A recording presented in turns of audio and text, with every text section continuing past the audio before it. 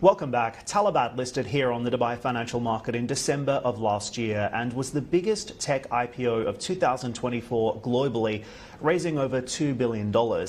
Now, 6 months on from that major listing, shares are down about 9%. But Talabat also kicked off 2025 reporting a nearly 4 times increase in profitability. The Dubai-headquartered company, which operates in 8 MENA markets and serves over 6.5 million active users, also recently bought InstaShop, an online grocery app. I spoke to CEO Tomaso Rodriguez about how the 6-month milestone has progressed and what he's doing to make Talabat more than just a food delivery platform. Listen in. There are really a lot in this business. So as we said, growth still massive headroom, only around 7 million customers out of like a potential of 150 population in the countries we serve today. On the margins, I think when you look at the biggest opportunity are, for example, on AdTech, right?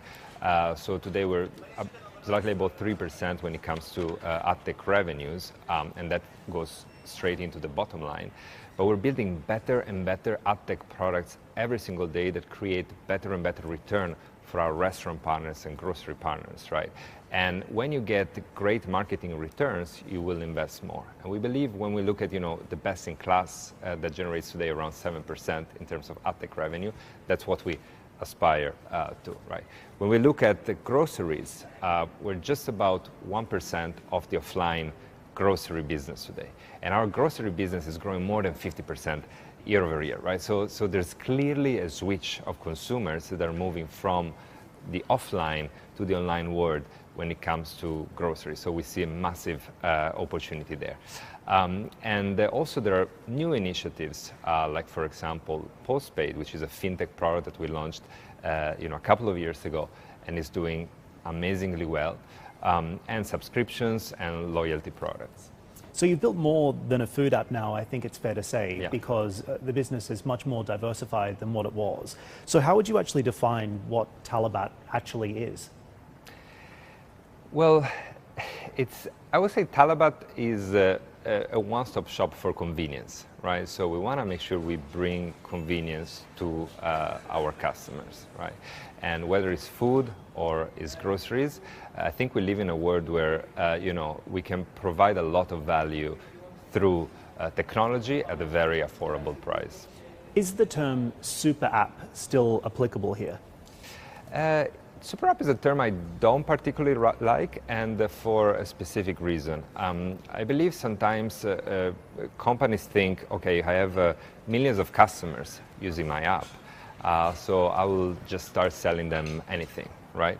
But the reality of the world, and the tech world specifically, is that no one owns the customers, right? The customers want products and services, and they have needs, right? And if you have the right to win on those specific needs, I think you should play there. But if you don't, you shouldn't. And when it comes to Talabat, how that translates to us, it means that, for example, we launched a grocery business when we had a food business, because we said, okay, we have already a fleet on the ground, and we can, save money by, we can make the fleet more efficient by having these two verticals.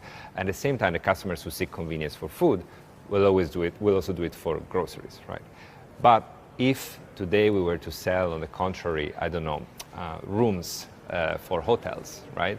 We have no right to win there because we don't have a hotel inventory, like it's not related to our food and grocery business. We don't have any cost advantage in doing that, right? And you always have pure plays like, Booking.com that will do it always better than you, right? So we have no right to win there, and we don't believe we should get in there. So we want to be true to our core and create adjacent products where we either have a cost advantage or a right to win because of our customer base, and create value for our customers ultimately.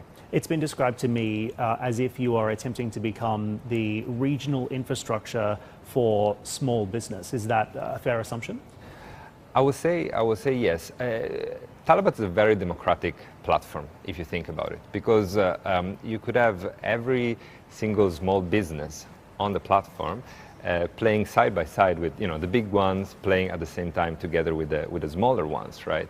What really matters is what customers want, right? Not really the brand, but really what the customer want in that moment. And I think as we build our personalization journey, where we help you get more and more what you want as a consumer, we can also direct you to kind of those smaller businesses you had no idea of, but maybe are a great match to what you're looking for right now. Talk to me about the role of embedded finance as well, and how that is going to evolve as the growth roadmap continues to play out.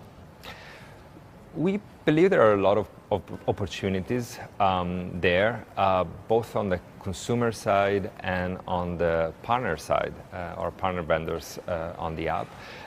As I said before, we launched a postpaid product a couple of years ago, and the reason why we did that is because we noticed that just before pay week, consumers were ordering a bit less from the Talabat app, right?